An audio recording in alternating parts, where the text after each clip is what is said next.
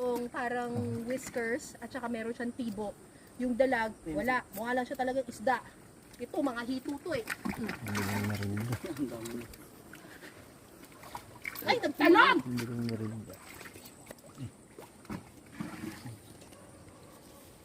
Ang dami.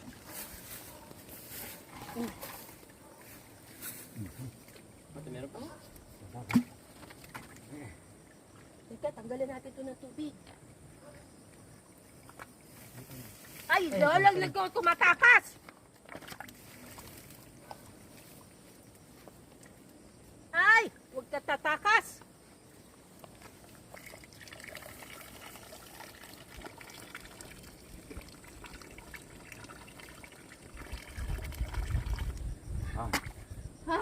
Marami na, no? Marami na yan. Kaya gagama pa ng dalag. Tubig. Opo. May dalag pa tayo mababagat. Ma'am, sige po mo hawakan yung dalag lang. Oo, wait lang. Kukunin ko, wait lang. Patanggal ko na ng tubig. Ang bobo po.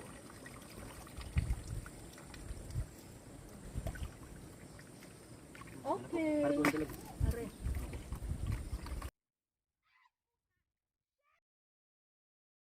Ayan, laki. Nasaan na? Ayan po. Ay, laki. Ayan. Ito na yung dalag, oh. So kung makikita ninyo yung dalag, wala siyang whiskers at saka wala rin siyang tibo dito.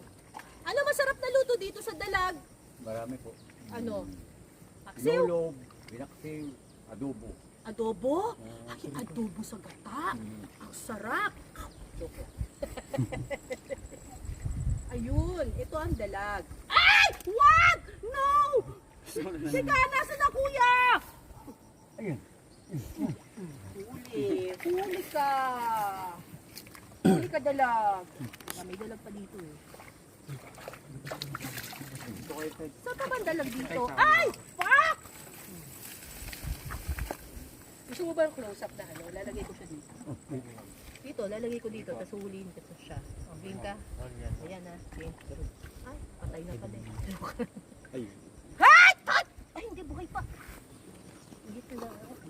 Ayan po, dito po. Bubutan ko yung dalag. Dito ang dalag. Paghiwalayin natin yung dalag tsaka dito. Ayan po. Yan. Ito dalag to. Ay, fudge.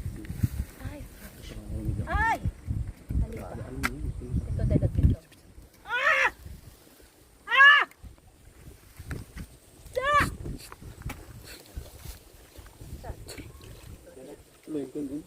Paano mo malalaman?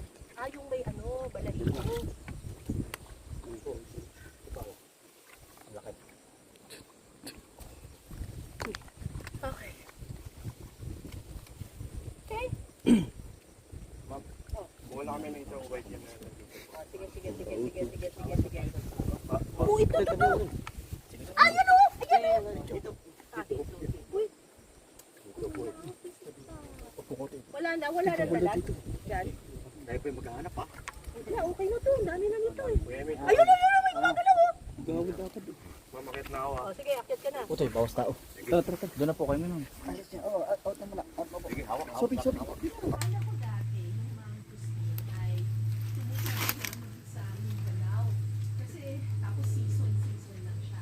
Pero apparently, kahit dito sa Quezon, meron din pala silang version ng mangustin. Ito, oh. Ayan. Cute, di ba?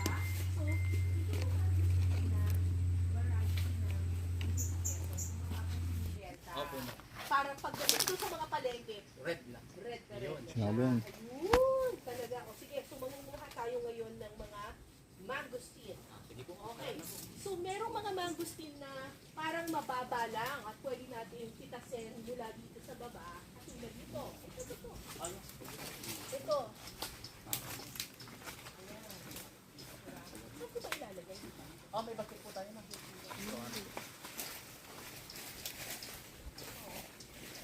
Kailangan nyo talagang nandoon pa siya. Huwag nyo hayaang mahulog siya sa lupa. Kasi hahalo raw yung dagta. Tama po Okay, ba? totoo po ma'am. Kaya po, bago po siya mahinog-mahinog, Pinipitas nyo pinipitas na. na po agad ma'am. Kasi mahihinig pa rin naman siya kahit na napitas na. Opo ma'am. Kasi kapag nalaglag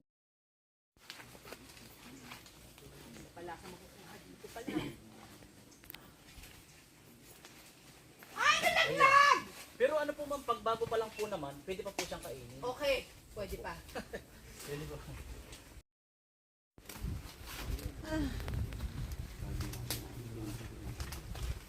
Yeah. Mabigat na kasi.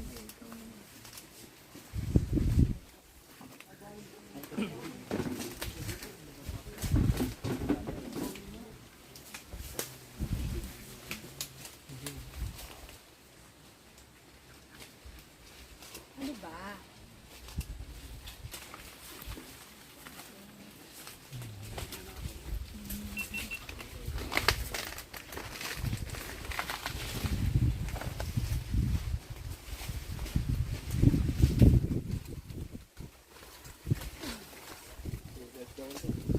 Ang baba naman ito.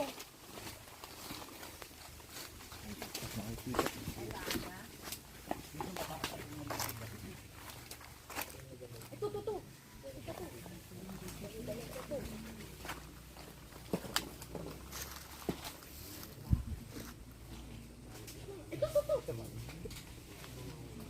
Ito dyan. Ang gusto na hinog na kailangan na rin natin i-harvest bago sila bumagsak sa lupa na nandun sa taas ng punong iyon. Actually na lang natin para makuha natin. Let's do it! Okay.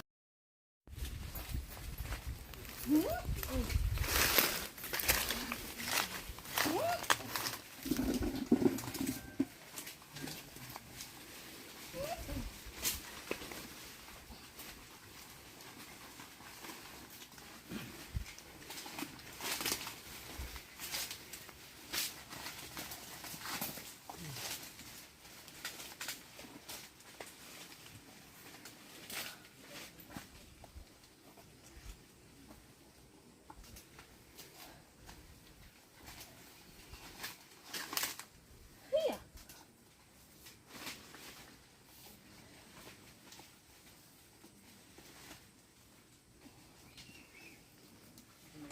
Yeah! Buti na lang, nag-training ako ng rock climbing. Okay! Gano'ng marami nakuha natin?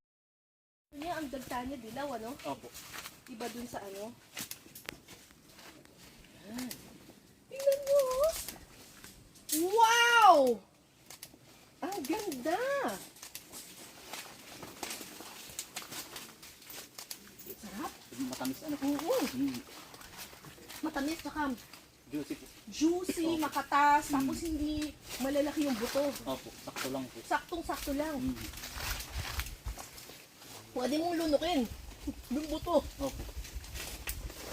Sarap! Yan! Ang pumulot pa. Sarap! Sarap pala ng mango ng Quezon, panalo! Pwede rin daw itong duto. Pwede po, ma'am.